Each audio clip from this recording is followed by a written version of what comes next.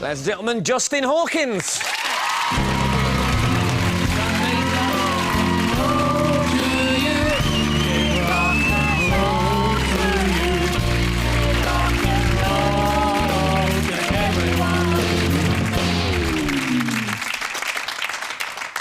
So, I believe in a thing called love. It is the record of the year, isn't it, Justin?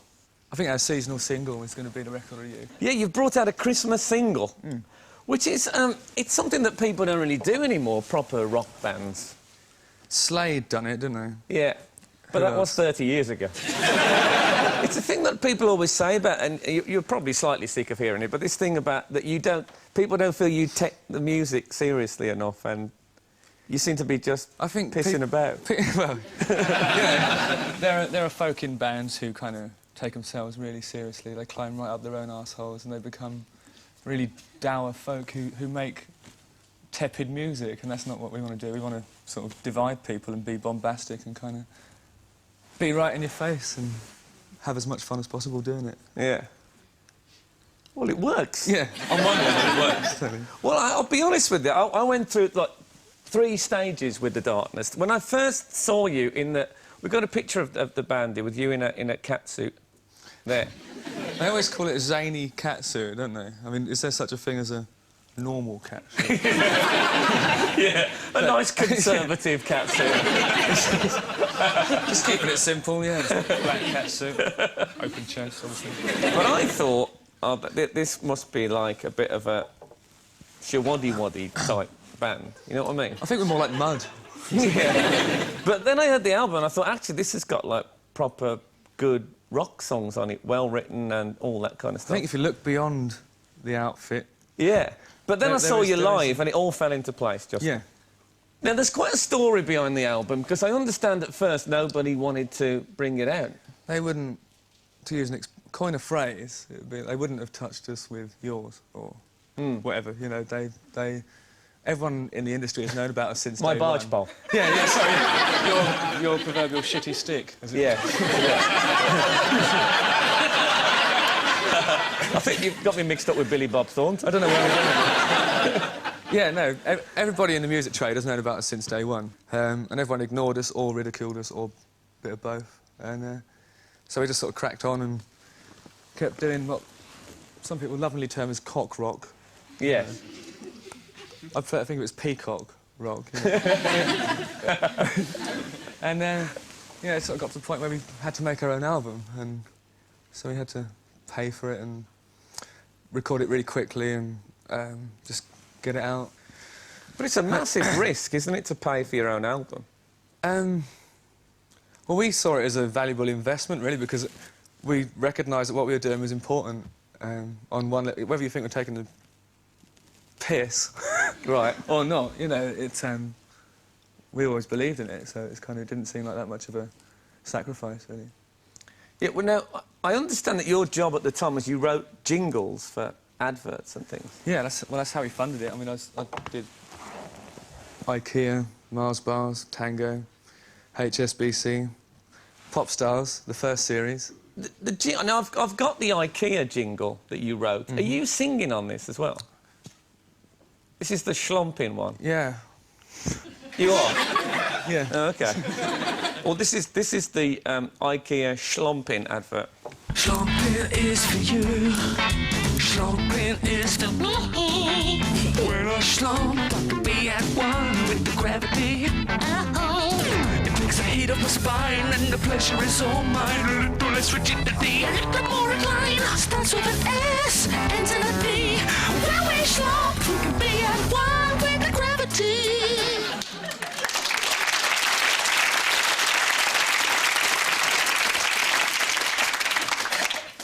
Now, that sounds like Justin Hawkins taking the piss out of Justin Hawkins, if you know what I mean, because you obviously are deliberately singing badly on that one. Yeah, I mean, that was the brief. I mean, the original ones that I did for them were I was singing too good. I said it... you know, people tell me that all the time. Yeah. You have to sort of dumb down, really, for the IKEA audience, you know, this Scandinavian furniture doesn't always correlate with great singing. Yes. You know, I've often thought that. Yeah. I mean, it's been said before, obviously. Are Are you worried now that now you're becoming famous that they might start the paparazzi? The will witch start, hunt. Yeah, they'll start sniffing The around backlash. to find secrets from your past and Yes, they are doing so. all that. Are they? I mean, one of the things they were doing was apparently they camped out. This is News of the World. Apparently they camped outside Noddy Holder's house. Why?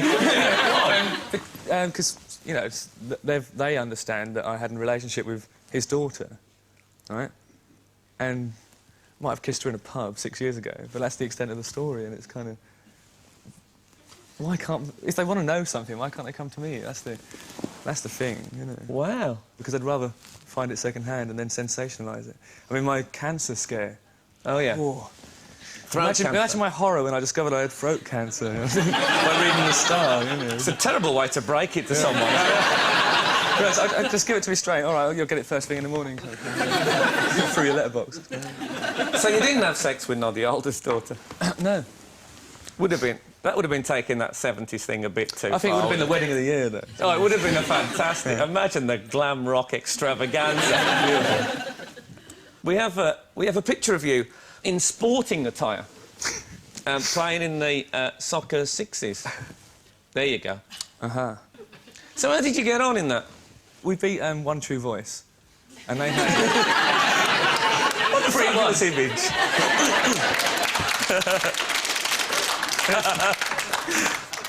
Oh dear, narrowly missed out on a hat-trick. It doesn't matter, anyway.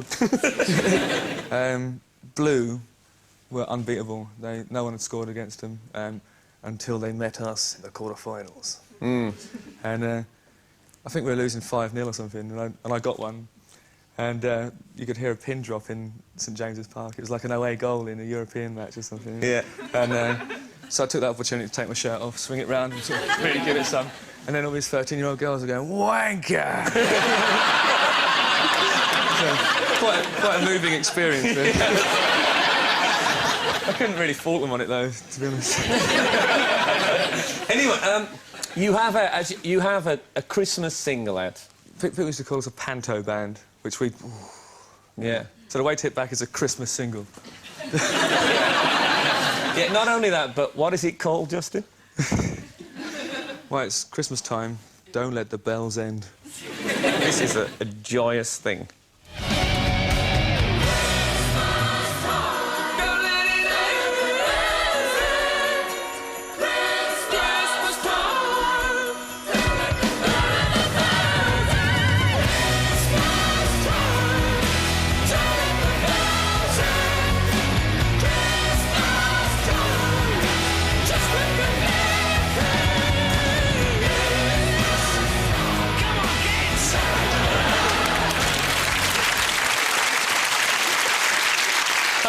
Come on, kids, is the new...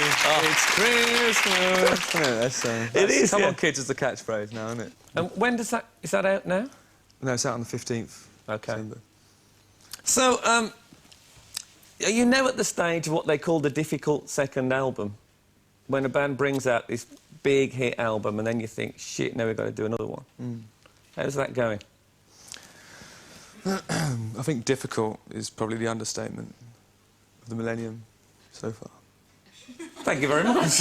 It's the problem, the battle we've got is trying to find time to write, because I've always said that an album should be a document that states where a band is at that point, and it should be written over a period of about 6 weeks, recorded in 2, and you should do one a year, like all the decent bands used to in the glory days. Yeah. But I've got a nasty feeling we'll end up touring this one until to the point of, just ramming it down people's throats to the point everyone's totally sick of us, and then the second album will take 5 years, because none of us are human beings anymore, and we were human beings when we wrote that album, and I'd like to be a human being when we write the next one. That was quite serious, wasn't it? It was an optimistic view. Yeah, well, to be honest, yeah, I'm a jovial, happy-go-lucky character in a zany catsuit normally. Yeah, this is your night off. Yeah. Thought I'd come and spend it with you. Well, there was that. Thank you. Honour and privilege. OK, well, best of luck with it. I hope you get the Christmas #1. That would be a massive step in the right direction. Well, it would be the best Christmas ever, wouldn't it? I think so, yeah. For us both. Yes. Ladies and gentlemen, Justin Hawkins.